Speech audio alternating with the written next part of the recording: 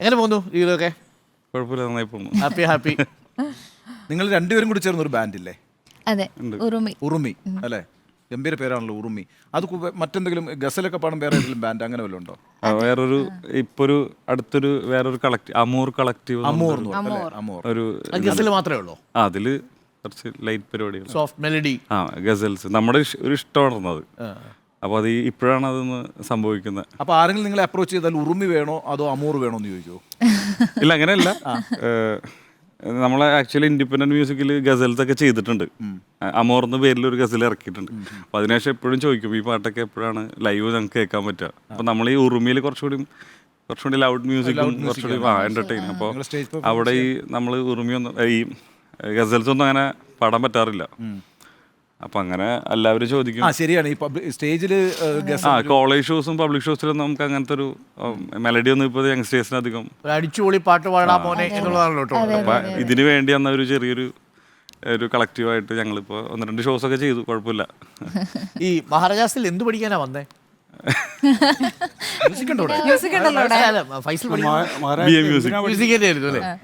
എന്തിനാ പഠിക്കുന്നതാണോ?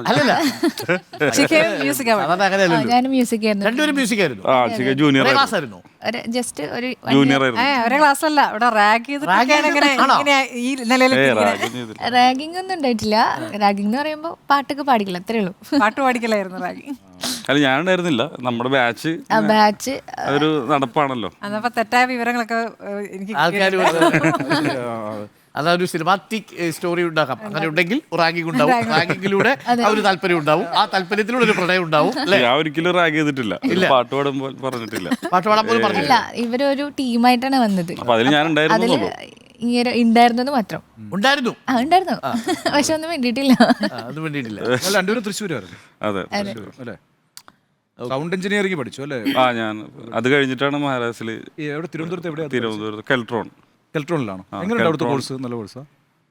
നല്ല കോഴ്സാ ആണല്ലേ? ഞാൻ ചോദിച്ചതേ ഉള്ളൂ. കാരണം വെച്ചാൽ കെൽട്രോണിൽ ഇതൊക്കെ ഉണ്ട്, ഈ വിഷ്വൽ മീഡിയ കോഴ്സുകളുണ്ട്. കെൽട്രോൺ മീഡിയ എഞ്ചിനീയറിംഗ്, സൗണ്ടിങ് അങ്ങനെ ഉണ്ട്.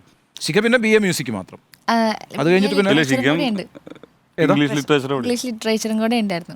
അത് കഴിഞ്ഞിട്ടാണ് ഞാൻ BA മ്യൂസിക് ചെയ്യുന്നത്.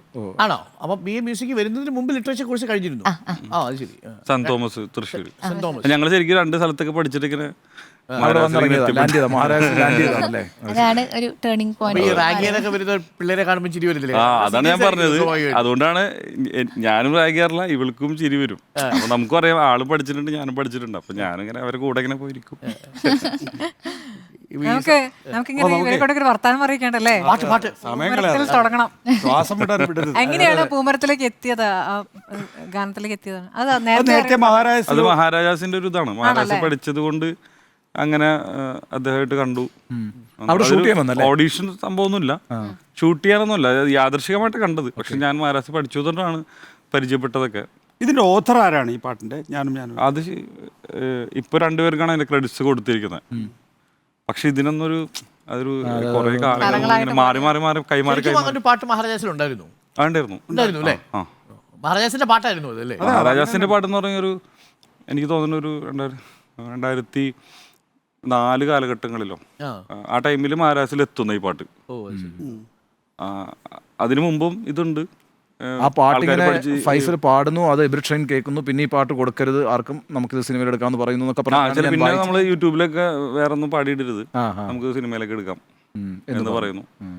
പിന്നെ ഞാൻ നമ്മളിങ്ങനെ പാടിയൊക്കെ നടക്കുന്നത് കോളേജിലൊക്കെ പഠിക്കുമ്പോൾ. ഞാനും എൻ്റെ ആളും ആ 40 പേരും. അതൊരു ടേണിംഗ് പോയിന്റ് ആയിരുന്നു അല്ലേ? ആ ലിറിക്സ് ഇങ്ങനെ എഴുതി നോക്കിയാലേ അതിനകത്തൊരു പാട്ടുണ്ടെന്ന് ആരും പറയില്ലല്ലോ. ഇല്ല, കുറെയൊക്കെ ഒരു പ്രോസസ് ആണ്. ഞാനും എൻ്റെ ആളും 40 പേരും ചെന്ന് ശിഷ്യന്മാർ. എനിക്കും അത് ഇതിന്റെ ലിറിക്സ് ആണ് പെട്ടെന്ന് ഭയങ്കര സ്ട്രൈക്ക് ആയത്. അതാണ് ഞാനും ഈ പാട്ട്. കുറേ പാട്ടുകളുണ്ട് കോളേജിൽ. ഇപ്പം നമ്മളിങ്ങനെ ഫസ്റ്റ് ഡേയ്സ് ചെല്ലുമ്പോൾ സീനിയേഴ്സൊക്കെ ഇങ്ങനെ ഒരു സ്ഥിരം എല്ലാ ബാച്ചിലും ഇങ്ങനെ ഇങ്ങനെ ഒരു എന്താ പറയുക, ഒരു ടീം ഇങ്ങനെ രൂപപ്പെട്ട് വരും, ഇങ്ങനെ പാട്ടുകളിരുന്ന് പാടുന്ന ഒരു ആൾക്കാർ. ഫൈസലിന്റെയും ശിഖയുടെയും സ്വകാര്യത്തിലേക്കൊന്ന് ഞാൻ നുഴഞ്ഞു കയറാൻ ശ്രമിക്കാം. ഈ ശിഖ ആവശ്യപ്പെടുന്ന ഫൈസലിന്റെ പാട്ട് ഏതാ? എൻ്റെ പാട്ടോ? ശിഖ കേൾക്കാൻ ആഗ്രഹിക്കുന്ന ഫൈസൽ പാടുന്ന പാട്ട്. അങ്ങനെ എൻ്റെ അടുത്ത് പാടി പറയാറില്ല. ഇല്ല. എന്താ പറയാ, നമ്മൾ ഒരുപാട് പാട്ടുകൾ ഇങ്ങനെ പാടിക്കൊണ്ടിരിക്കുകയല്ലേ ഡെയിലി, ഒരുപാട് പാട്ടുകൾ പാടുന്നു. എന്നാലും ഒരു സ്പെഷ്യൽ സോങ് ഉണ്ടാവൂ സ്പെഷ്യൽ സോങ് ഫൈസലിന്റെ ഞാൻ ശബ്ദം കമ്പോസ് ചെയ്ത പാട്ടൊക്കെ ഇഷ്ടമാണ് ആള്. അത് കേൾക്കാറുണ്ട്. ഇഷ്ടമാണ്. എനിക്ക് എൻ്റെ ഫേവറേറ്റ് ആയിട്ടുള്ള ഏറ്റവും ഇഷ്ടമുള്ള പാട്ട് ഈ പറഞ്ഞ പോലെ മലയാളം ഗസൽ എന്നുള്ള രീതിയിൽ നമ്മൾ ഇൻഡിപെൻഡന്റ് ആയിട്ട് ഇറക്കിയിട്ടുള്ള അമോർ എന്ന പേരിൽ ഇറക്കിയിട്ടുള്ള അത് ഞാൻ തന്നെയാണ് ശിഖ തന്നെ പാടിയത്. പാടിയ അപ്പൊ ശിഖ തന്നെ അത് കേൾക്കാറുണ്ട്. അതാണ് എനിക്ക് ഈ കമ്പോസ് ചെയ്തതിൽ വെച്ചിട്ട് ഏറ്റവും ഇഷ്ടം. അത് പാടും, അത് പാടും. ഫൈസൽ കമ്പോസ് ചെയ്യും അല്ലെ? ഞാൻ ആക്ച്വലി ഗസൽ കമ്പോസറാണ്. ഗസൽ കമ്പോസർ എന്നല്ല, അറിയാം. അതെ, അത് ഗസൽ കമ്പോസ് ചെയ്തിട്ട് ഒരു ഒരെണ്ണം ഇങ്ങനെ ചെയ്തിട്ടുണ്ട്. ഓക്കെ, അതാണ് ഈ പാട്ട്. അതാണ് അമോർ. പിന്നീട് നമ്മളൊരു ഇത് തുടങ്ങിയപ്പോഴും അമോർന്ന് പേരിട്ടത് അതുകൊണ്ട്. ഓ, അതിന്റെ ലിറിക്സ് ആരാ അപ്പൊ ചെയ്യുന്നത്? അത് ധന്യാസ് മേനോൻ എന്ന് പറഞ്ഞിട്ട് ഒരു ചേച്ചിയാണ്. കേട്ടാലോ, ശിഖയുടെ ഒരു പാട്ട് കേൾക്കാം. ആയിക്കോട്ടെ.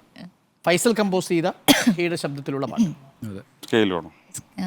ഒന്ന് പിടിച്ചു. ശിഖയെ കൊണ്ടൊരു പാട്ട് പഠിക്കാൻ ഞാൻ തീരുമാനിച്ചിട്ടുണ്ട്. അത് അവസാനം പാടിപ്പിക്കാം. ഏതാണാവോ?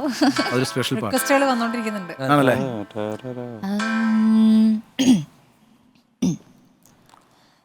പാതിരാവോ പാതിയായി. ശിഖ പ്ലേ ബാക്ക് സിംഗറുമാണ്. ഇരട്ടയിൽ പാടിയിരുന്നത് അതെ, അതെ. അല്ല, ഇരട്ട എന്ന് പറഞ്ഞ മറ്റേ ജോയി ജോർജിന്റെ സിനിമയിലെ ആ ടൈറ്റിൽ സോങ്ങിൽ അല്ലേ? അതിലെ main theme song theme song വരുന്നത് വരുന്നത് ജേക്സ് ബിജോയ് സാറിന്റെ സംഗീതത്തിൽ. ആരായിരുന്നു അത്? ജെയ്ക്സ് ബിജു.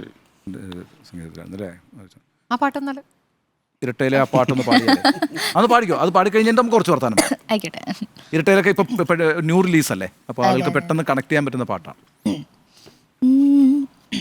താരാട്ടായി ഭൂമി ഒരു വിൻ താരാട്ടായി. നമ്മുടെ ഒരു സുഹൃത്താ അത് എഴുതിയത്, അൻവർ അലി അല്ലേ? അൻവർ അലിയാണ് ആ പാട്ട് എഴുതിയത്. അതുകൊണ്ട് ഞാനത് വളരെ ശ്രദ്ധയോട് കേട്ടിട്ടുണ്ട്. നല്ല പാട്ടാണ്. പിന്നെ നമുക്കൊരു വാർത്തയും കൂടി അത് ഇവരാണ് വായിക്കുന്നത്. വാർത്ത കേൾക്കാറുണ്ടല്ലോ അല്ലേ? കേൾക്കാറുണ്ട്. കേൾക്കാറുണ്ട്. വാർത്ത വായിക്കണമെന്ന് എപ്പോഴെങ്കിലും ആഗ്രഹം ഉണ്ടായിരുന്നു? സ്കൂളിലൊക്കെ പഠിക്കുമ്പോൾ ഞാൻ വായിക്കാറുണ്ട്. പിന്നെ വാർത്ത വായിച്ചിട്ട് തന്നെ കാര്യം. ടെലിപ്രോംപ്റ്റർ ഇതാണ്. ഈ പ്രോംപ്റ്റർ സംവിധാനം കണ്ടിട്ടുണ്ടാവുമല്ലോ. അയ്യോ, അപ്പൊ അതിൽ നോക്കിയാണ് വായിക്കേണ്ടത്. സീരിയസ് ആയിട്ട് വായിക്കണോ? സീരിയസ് ആയിട്ട് തന്നെ വായിക്കണം. അത് സീരിയസ് ആയ ഒരു വിഷയമാണ്. ബഡ്ജറ്റിന്റെ പാർലമെന്റിന്റെ സെഷൻ തുടങ്ങാൻ പോകുന്നു. ട്രൈ ചെയ്യട്ടോ. പ്രസിഡന്റിന്റെ നയപ്രഖ്യാപനം വരാൻ പോകുന്നു. നാളെ ചുമ്മാ ബഡ്ജറ്റിന്റെ വായിക്കുന്നു. ചുമ്മാ ഒന്ന് വായിച്ചോ. വായിച്ചു കഴിയുമ്പോൾ ഒരു കാര്യം പറയാം. ഓക്കെ, അപ്പൊ വായിച്ചു തുടങ്ങിയാലോ? വേണോ? നേരെ ഇല്ലേ, ശിഖ? ആ ക്യാമറ നോക്കുന്നേ, ക്യാമറ ഉണ്ടല്ലോ. ടെൻഷൻ വേണ്ട, വളരെ ഫ്രീ ആയി. ഓക്കെ അല്ലേ? അപ്പൊ എനിക്കൊരു വാർത്ത. ടെൻഷനും ഇല്ല. അപ്പുറത്ത് നോബൽ കേട്ടുകൊണ്ട് നിപ്പുണ്ട്. ആ ശരി. ശരി, തുടങ്ങാം. ആ വായിക്കും വായിക്കും. അതല്ലേ? അതെ. ചിരിക്കല്ലേ? പാർലമെന്റിന്റെ ബജറ്റ് സമ്മേളനത്തിന് ഇന്ന് തുടക്കം. രാഷ്ട്രപതിയുടെ നയപ്രഖ്യാപന പ്രസംഗത്തോടെ ബജറ്റ് സമ്മേളനത്തിന് തുടക്കമാകും. ധനമന്ത്രി നിർമ്മല സീതാരാമൻ നാളെ കേന്ദ്ര ബജറ്റ് അവതരിപ്പിക്കും. നോബൽ മാരിക്കാരൻ ചേരുന്നു. നോബൽ മാരിക്കാരൻ നമ്മുടെ റിപ്പോർട്ടറാണ്. നന്നായി വായിച്ചു അല്ലേ? നന്നായി വായിച്ചു. ഇവർ വളരെ ബോൾഡായ രണ്ടു പേരാണല്ലേ? പേരിൽ തന്നെ ഉണ്ടല്ലോ. അതെ അതെ അതെ. അത് പക്ഷെ ഞാൻ മനസ്സിലാക്കുന്നത് അത് പക്ഷേ അവർ പിന്നെ എന്താ പറയുക, രണ്ട് കമ്മ്യൂണിറ്റിയിൽ നിന്ന് വരുന്നു, അവർ പ്രേമിക്കുന്നു, എന്നിട്ട് വിപ്ലവകരമായി വിവാഹം കഴിക്കുകയല്ല. ഞാൻ മനസ്സിലാക്കുന്നത് വീട്ടുകാരുടെ സമ്മതത്തോടു കൂടി അല്ലേ? അപ്പൊ വീട്ടുകാരും അതിനോടൊപ്പം നിൽക്കുന്നു എന്നുള്ളത് വളരെ പ്രധാനപ്പെട്ട. സമ്മതം വരെ വെയിറ്റ് ചെയ്തതാണോ? അതെ, നമുക്കത് നിർബന്ധമുള്ള ഒരു കാര്യമായിരുന്നു. നമുക്ക് ഒരു കല്യാണം എന്ന് പറയുമ്പോൾ ശരിക്കും എനിക്ക് ഭയങ്കര ആഗ്രഹമായിരുന്നു വീട്ടുകാർ നമ്മുടെ കൂടെ അവർ അനുഗ്രഹിച്ച് അവരുടെ ഒരു ബ്ലെസ്സിങ്സോടെ കല്യാണം നടക്കണമെന്നുള്ള നമ്മൾ രണ്ടുപേരുടെ ഒരു ആഗ്രഹമായിരുന്നു. അത് നമ്മുടെ വീട്ടുകാർക്ക് നമ്മളോട് അത്രയും സ്നേഹമുള്ളതുകൊണ്ട് ആ ഒരു രീതിയിൽ നല്ല രീതിയിൽ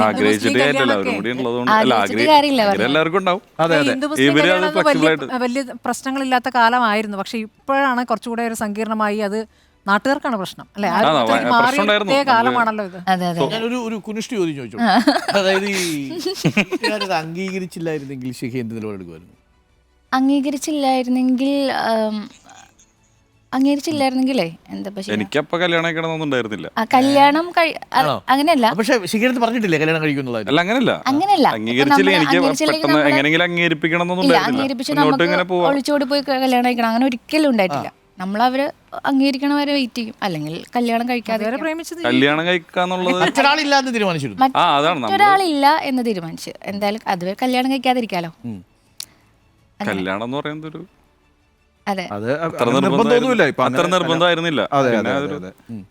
പക്ഷെ അതൊരു വലിയ ഒരു തീരുമാനമായി. വെച്ചാൽ രണ്ട് ഫാമിലികളും അതിനോടൊപ്പം നിന്നു എന്നുള്ളത് മാതൃകാപരമായ തീരുമാനമാണ്. സാധാരണഗതിയിൽ ചിലപ്പോൾ ഒരു വീട്ടുകാർ വരത്തില്ല അല്ലേ, അല്ലെങ്കിൽ രജിസ്റ്റർ പക്ഷെ കല്യാണം എന്ന് പറയുന്നത് സ്നേഹത്തിന്റെ വിത്ത് മുളപ്പിക്കും എന്നല്ലേ? കല്യാണം സ്നേഹത്തിന്റെ വിത്ത് മുളപ്പിക്കും എന്നാണ്. അങ്ങനെ വിത്ത് മുളപ്പിക്കുന്നതുകൊണ്ട് നമുക്കൊരു ഡ്യൂറ്റ് കേൾക്കാം. അതാണ് നിങ്ങൾ രണ്ടുപേരും കൂടി കേട്ടാണ് പാടാം. വേണ്ടത്. അതിനകത്ത് എനിക്കൊരു സജഷൻ ഉണ്ട്. ആ പാട്ട് വളയോസൈ പാടാൻ പറ്റുകയാണെങ്കിൽ അയ്യോ SP ബാലസുബ്രഹ്മണ്യവും ലതാ മങ്കേഷ്കറും ഇങ്ങനെ ഇരുന്നിട്ട് പാടാൻ അതല്ല ബുദ്ധിമുട്ടാണോ? രാവിലെ ആയതുകൊണ്ട് സൗണ്ട് ഇങ്ങനെ അതെല്ലാ ഗായകരും പറയണ പ്രശ്നം. ശരി. നമ്മൾ ഈ സമയം അധികം ചൂടുവെള്ളം പാടാറില്ലേ? ഇല്ല മുന്നാളും പിന്നാളും തള്ളാടും. അത് ലതാ മങ്കേഷ്കർ അല്ലേ അത് പാടിയത്? ലതാ മങ്കേഷ്കർ അതെ, അതെ. SP ബാലകൃഷ്ണൻ എന്തൊരു രസമുള്ള പാട്ടായി.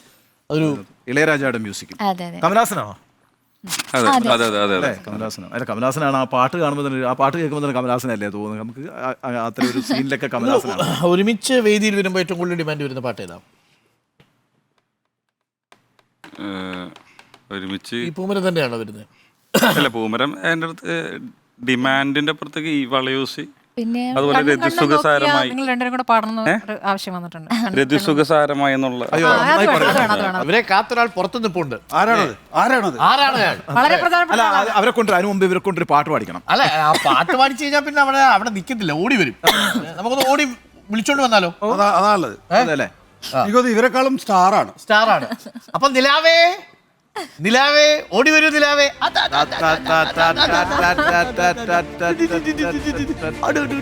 അടോ നിലാവ് നിലാവ് നിലാവ്.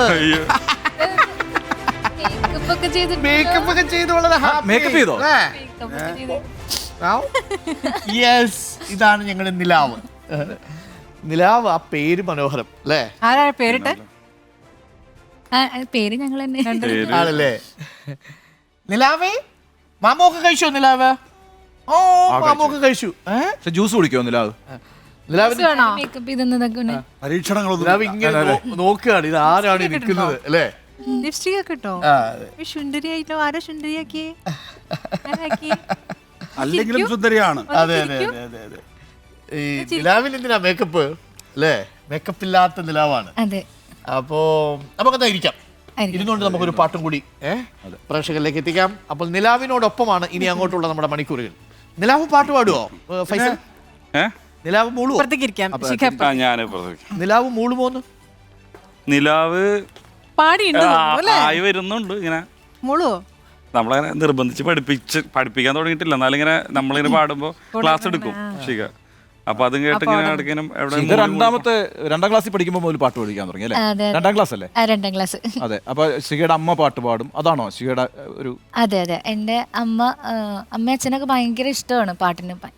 എന്നേക്കാളും പാഷൻ അവർക്കാണ് കൂടുതൽ മ്യൂസിക്കിന്. ഒരു ഇന്റർവ്യൂ പറഞ്ഞത് ശിഖ ഇങ്ങനെ പാടുമോന്ന് അമ്മ ഇങ്ങനെ നോക്കിയിരിക്കായിരുന്നു. അതെ, നോക്കിയിരിക്കുകയാണ് മമ്മി എൻ്റെ പാട്ട് പാടും. അപ്പോൾ അതുപോലെ തന്നെ ഞാൻ കുറച്ച് പാടിയപ്പോൾ തന്നെ ഞാൻ ആദ്യം ഡാൻസാണ് പഠിച്ചു തുടങ്ങിയത്. അപ്പോൾ അതിൻ്റെ പാട്ട് ഞാൻ പാടുന്നത് കേട്ടിട്ട് മമ്മി എന്നെ പഠിപ്പിച്ച്, മമ്മിയാണ് ആദ്യം എന്നെ പാട്ട് പഠിപ്പിക്കുന്നത്. ഓക്കെ. നിങ്ങൾ എത്ര കുട്ടികളാ? എനിക്കൊരു ചേട്ടനും കൂടെ ഉണ്ട്. ചേട്ടൻ എന്ത് ചെയ്യുന്നു? ചേട്ടൻ ഇപ്പോൾ ഷിപ്പിലാണ്. ഈ നിലാവിന് ഇഷ്ടപ്പെട്ട നിങ്ങളുടെ പാട്ട് ഏതാ? നിലാവിന് ഇഷ്ടപ്പെട്ടത് ഞങ്ങളുടെ പാട്ടൊന്നും ഇവൾക്ക് ഇഷ്ടമല്ല. പൊതുവെ നമ്മൾ പാട്ട് പാടുമ്പോ തമിഴ് അടിച്ചുപൊളി പാട്ടാണ് ഡാൻസ്. അത് പിന്നെ അങ്ങനെയല്ലേ? നിലാവെ പാട്ട് പാടട്ടെ അച്ഛനും അമ്മയും? ഒരു പാട്ട് പഠിച്ചിട്ടുണ്ട് തക്കു അല്ലേ? എന്റെ ഡാഡാ ഡാഡാ മമ്മി, ഡാഡാ മമ്മി അല്ലേ? പാട്ട് പഠിച്ചിട്ടുണ്ടല്ലേ? പാട്ടൊന്ന് പാടിയേ. ആ പാട്ടൊന്ന് പാടി കേൾപ്പിക്കേ. ഏതാണ് പാട്ട്? തന്നെന്നം താനെന്നം തന്നെ പാടിയേ. പാടുണ്ടോ? അങ്കിൾമാരെ ചോദിക്കും. അല്ലെങ്കിൽ വേണ്ട, സമയം കളയണ്ട. ശരി, അപ്പൊ നമുക്ക് ഒരു പാട്ടാണ്. അതല്ലേ, ഫൈസലിന് കൂടുതലും എക്സൽ ചെയ്യാൻ ആഗ്രഹിക്കുന്ന ഏരിയ എന്ന് പറയുന്നത് കമ്പോസ് അല്ലേ? ബേസിക്കലി ഒരു കമ്പോസറായിട്ടാണ് സ്വയം ഒരു ഇൻഡിപെൻഡന്റ് ആർട്ടിസ്റ്റ് ആയിട്ട്. പൂമരത്തിൽ തന്നെ 2 പാട്ടുകൾ ചെയ്ത് ഫൈസലിന്റെ കമ്പോസിംഗ്. ഈ പൂമരവും ഫൈസലാണ് കമ്പോസ് ചെയ്തത്? അത് ഞാൻ കമ്പോസ് ചെയ്തോ. കമ്പോസ് ചെയ്ത് പാടുമായിരുന്നു. അത് ശരിക്കും ആസ് എ കമ്പോസറായിട്ട് അതിൽ വരുന്നത്. പിന്നെ ആ പാട്ട് ഇങ്ങനെ ഞാൻ പാടി കേട്ടാണ് ഡയറക്ടറിൽ ഇങ്ങനെ കേട്ടോണ്ടിരിക്കുന്നത് ഡെയിലി. ഓക്കെ. അതിനൊരു പാട്ട് ഞാൻ തന്നെ അതിലൊരു വേറെ പാട്ടുണ്ട്. ആ പാട്ട് നമുക്ക് ഒന്ന് പിടിച്ചാലോ? അതാരൊക്കെ പാടിയിരിക്കുന്നത്? അത് 2 വേർഷനായിട്ടാണ്. ഫീമെയിൽ വേർഷൻ ശ്രേയ ഘോഷലും മെയിൽ കാർത്തിക്കും. ശ്രേയ ഘോഷൽ ആ സമയത്ത് പാടുന്നുണ്ടല്ലേ? ഇത് 2018 ആണ് ഈ സിനിമ. 16 ഓ, ഈ ഫൈസലിന്റെ കമ്പോസിംഗിൽ ശ്രേയ ഘോഷാൽ പാടി. കാർത്തിക് ആദ്യത്തെ. ഞാൻ ഫസ്റ്റ് ആദ്യമായിട്ട് പാടുന്നത് ശ്രേയ ഘോഷലും കാർത്തിക്കും ഫീമെയിൽ. അതെ അതെ. പിന്നീടാണ് ശരിയൊക്കെ വരുന്നത്. അതെ അതിനുശേഷമാണ് അതെ അതെ അതെ. തൂവലായി വിലോലമീ വീഥിയിൽ അലിഞ്ഞിടാം. ഒരായിരം ചിരാതുമായി നോവിലും കിടാതെ നാം. പ്രേക്ഷകരുടെ അഭ്യർത്ഥനയെ മാനിച്ച് രതിസുഖസാരമായി എന്ന പാട്ടുകൂടി താങ്കൾ പാടണം. ഞാനോ? നല്ല പാട്ടത്.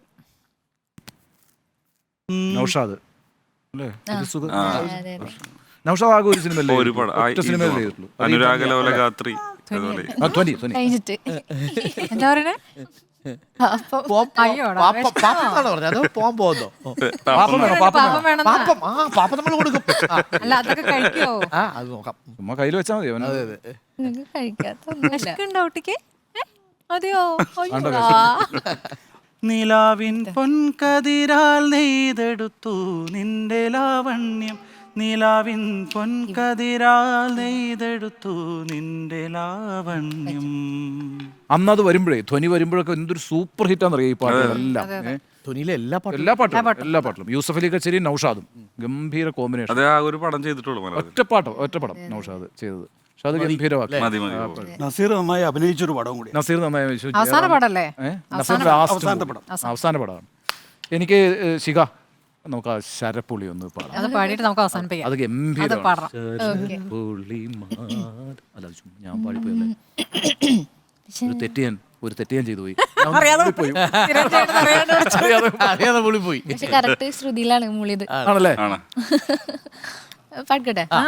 ശരപൊളി മാല ചാർത്തി ശരദിന്ദു ദീപം നീട്ടി. രവീന്ദ്രന്റെ സംഗീതവും അതെ അതെ. എസ് ജാനകിയുടെ ശബ്ദവും. അപ്പോഴേ നിലാവുട്ടി അപ്പോ പാപ്പൊക്കെ തന്നു.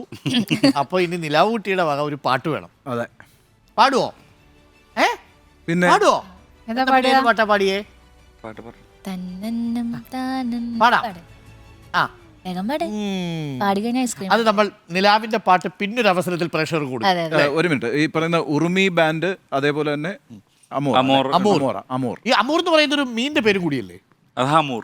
അത് ഹമൂർ. ഹമൂർ. അമോർ. കൂട്ടിന്റെ വിചാരം. അത് എച്ചല്ലേ? ഹമൂർ. ഹമൂറാണ്. എങ്ങനെയാണ് നിങ്ങളുടെ ബാൻഡൊക്കെ എങ്ങനെ പോകുന്നു? നല്ല രീതിയിൽ പോകും. പിന്നെ ഡെയിലി ഷോസ് ഉണ്ടോ? അങ്ങനെയൊക്കെ എങ്ങനെയാണ് നിങ്ങൾ? എന്നാലും ആ കുഴപ്പമില്ല. ഈ മന്തിലൊക്കെ അത്യാവശ്യം ഷോസ് ഉണ്ട്. ആണല്ലേ? അത് കേരളത്തിന് പുറത്തുമൊക്കെ ചെയ്യുന്നുണ്ടോ? ആ ഷോസ് ചെയ്യുന്നുണ്ട്. ഷെയ്ക്കാണ് കൂടുതൽ ചെയ്യണത്. കുറച്ചുകൂടെ ഫ്രീലാൻസ് ആയിട്ട് ചെയ്യുന്നുണ്ട്. ഈ ഒരു കാര്യം കൂടി, ഇത് കാണുന്ന പ്രേക്ഷകർക്ക് നിങ്ങൾ ഈ രണ്ട് കമ്മ്യൂണിറ്റിയിൽ നിന്ന് വന്ന് വളരെ സന്തോഷമായി ഹാപ്പി ആയിട്ട് ജീവിക്കുമ്പോൾ അതിനൊരു കെമിസ്ട്രി വർക്കൗട്ട് ചെയ്യുമല്ലോ. ഈ രണ്ട് കുടുംബാംഗങ്ങളെ മാനേജ് ചെയ്യുന്ന പറയുന്നത് വലിയൊരു ജോലിയാണല്ലോ. അതെങ്ങനെയാണ് നിങ്ങൾ ചെയ്യുന്നത്? അത് സത്യം പറഞ്ഞാൽ നമുക്ക് ഭയങ്കര ലക്കാണ് അല്ലേ. നമ്മുടെ ഫാമിലി ഭയങ്കര ഫ്ലെക്സിബിൾ ആയിട്ടുള്ള ആൾക്കാരാണ്. അത് അങ്ങനെ സംഭവിച്ചു പോയ ആൾക്കാണ്. രണ്ട് വീട്ടിലും ആൾക്കാർ ഒരു എല്ലാവർക്കും അങ്ങനെ ആവുമെന്ന് നമുക്കറിയില്ല. പക്ഷെ അത് വേറെ ഫാമിലി എങ്ങനെയാന്നുള്ളത് അറിയുന്നില്ല. ആൾക്കാർ പറയുമ്പോൾ നമുക്ക് നമ്മുടെ ഫാമിലി ഒക്കെയാണ് വലിയ പ്രശ്നക്കാരുടെ ഉപ്പ അല്ലെങ്കിൽ ഈ പറയുന്ന ഇളയച്ചന്മാരൊക്കെ ആയിരിക്കുമല്ലോ. പിന്നെ നമ്മളത് എനിക്ക് നമ്മൾ ഡീൽ ചെയ്യണതിനാണോന്ന് അറിയില്ല. നമ്മളത് പ്ലാൻ ചെയ്തിട്ടൊന്നുമല്ല. കുഴപ്പമൊന്നുമില്ല. ഇവരുടെ ലൈഫിനകത്ത് പിന്നെ പ്രത്യേകിച്ച് ആലോചിക്കൊന്നുമില്ല. അവര് സംഗീതവുമായിട്ട് ബന്ധപ്പെട്ടാണല്ലോ ഒരു പ്രധാനപ്പെട്ട ഒരു ലൈഫ് എന്ന് പറയുന്നത്. ഭയങ്കര പ്രധാനപ്പെട്ട കാര്യം കേട്ടോ. കാരണം വെച്ചാൽ നിങ്ങളുടെ ഒരു പാഷന്റെ ഒരു ലോകത്ത് തന്നെ വർക്ക് ചെയ്യുക. വേറെ പരിപാടിയൊന്നും ഇല്ലല്ലോ. വേറെ പണി ഇത് മാത്രമല്ലേ ചെയ്യുന്നത്. അതുകൊണ്ടൊരു ബെറ്റർ ലിവിങ്ങും പറ്റുന്നുണ്ട് അല്ലേ? പ്രത്യേകിച്ച് കേരളത്തിലൊക്കെ ഇപ്പം വലിയ സാധ്യതയാണ് എന്നാണ് ഞാൻ വിചാരിക്കുന്നത്. കോമ്പറ്റീഷനുള്ള ഒരു ഫീൽഡ് ഇപ്പൊ ഭയങ്കരമായിട്ട് സാധ്യതയുണ്ട്. അപ്പോൾ ഞങ്ങളുടെ പ്രഭാതം അവിസ്മരണീയമാക്കിയതിന് ധന്യമാക്കിയതിന് ഞങ്ങളുടെ പ്രേക്ഷകർക്ക് വേണ്ടിയുള്ള നന്ദി അറിയിക്കുന്നു. വീണ്ടും നമ്മൾ കാണും. വീണ്ടും നമ്മൾ കേൾക്കും. കാക്കനാടല്ലേ താമസം? കലൂരാണ്. അപ്പൊ നിലാമോളെ ടാറ്റാ. നമുക്ക് ബൈ ബൈ പറഞ്ഞ് എല്ലാവരും ടാറ്റ പറഞ്ഞു. കൈയൊന്നും ഫ്രീ അല്ല. കൈയുമായ ഫ്രീ അല്ല അല്ലേ? ഓക്കെ. ടാറ്റാ. അപ്പോൾ താങ്ക് യു. നിലാവിനെ യാത്ര ചെയ്യിക്കും. All the best.